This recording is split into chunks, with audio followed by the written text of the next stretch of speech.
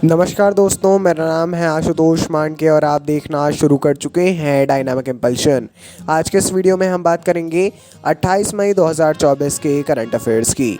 और अब जब आपने वीडियो के थंबनेल पर क्लिक करते हुए वीडियो देखने की शुरुआत कर ही दी है तो अंत तक ही जुड़े रहिएगा, क्योंकि आप सभी लोग जानते हैं कि ज्ञान को कभी भी अधूरा नहीं छोड़ना चाहिए।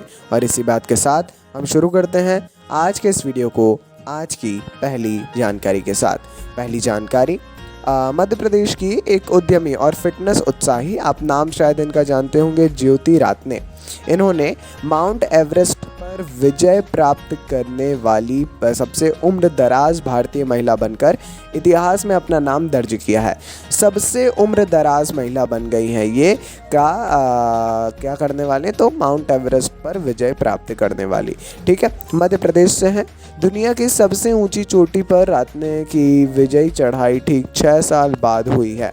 यह संगीता बहल ने 53 साल की उम्र में 19 मई 2018 को माउंट एवरेस्ट पर चढ़ने वाली भारत की सबसे उम्र दराज महिला का खिताब हासिल किया था।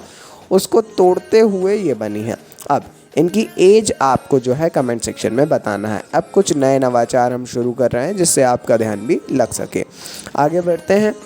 10वें विश्व जल मंच पर विश्व बैंक की रिपोर्ट साझा समृद्धि के लिए जल, इसका अनावरण किया गया, जो जनसंख्या वृद्धि, शहरीकरण और जलवायु परिवर्तन के कारण बढ़ी वैश्विक जल पहुंच असमानताओं के बीच समतापूर्ण समाज को बढ़ावा देने में पानी की महत्वपूर्ण भूमिका को रेखांकित करती है।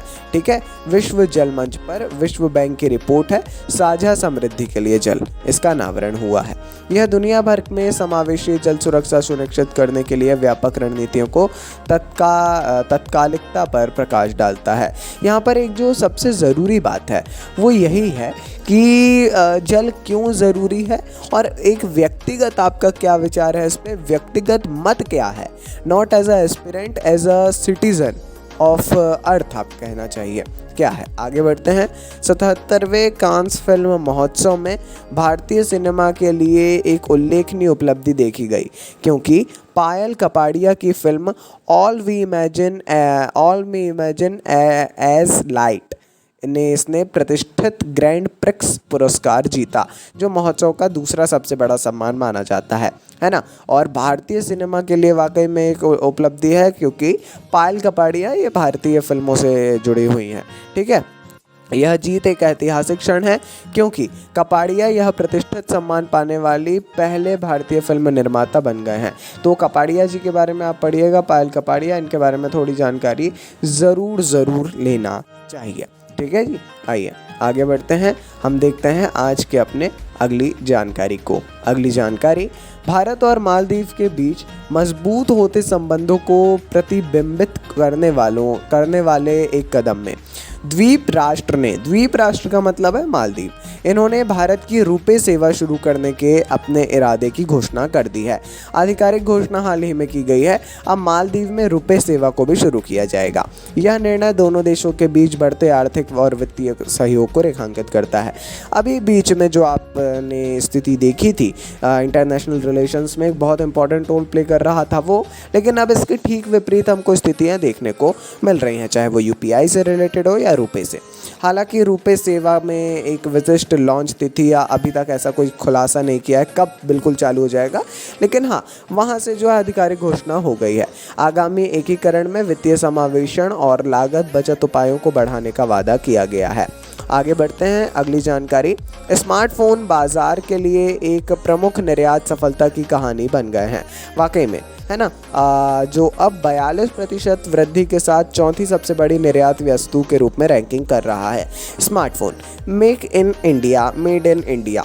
आप सभी लोग जानते हैं कि स्मार्टफोन जो है आप देखेंगे कंपनीज बाहर की हैं, लेकिन बन रहा है भारत में, जो कि कहीं ना कहीं काफ़ी अच्छी बात भी है ना। तो अब ये जो है स्मार्टफोन 42% की वृद्धि इसमें देखने को मिली है, और जो है चौथी सबसे ज़्यादा निर्यात होने वाली वस्तु है भारत की।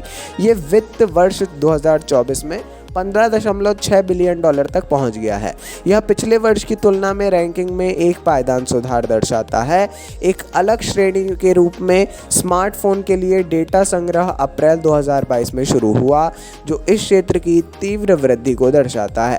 काफ़ी ज़रूरी जानकारी है, काफ़ी इंपॉर्टेंट जानकारी है, ज़रूर इस बारे में पढ़ लीजिएगा। जो स्मार्टफोन्स हैं ये वाकई में कहीं ना कहीं बहुत इंपॉर्टेंट रोल प्ले करते हैं, और इसमें एक कंपनी का भी नाम है सैमसंग, है ना। थोड़ा सा उसके बारे में भी देख लीजिएगा, नॉट प्रमोटेड एट ऑल, लेकिन हाँ करंट अफेयर्स में उसका भी नाम है।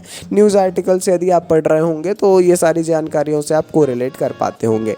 यदि नहीं पढ़ रहे हैं तो पढ़ना बहुत ज़रूरी है। चलिए, बाकी ये थी आज के इस वीडियो की अंतिम जानकारी।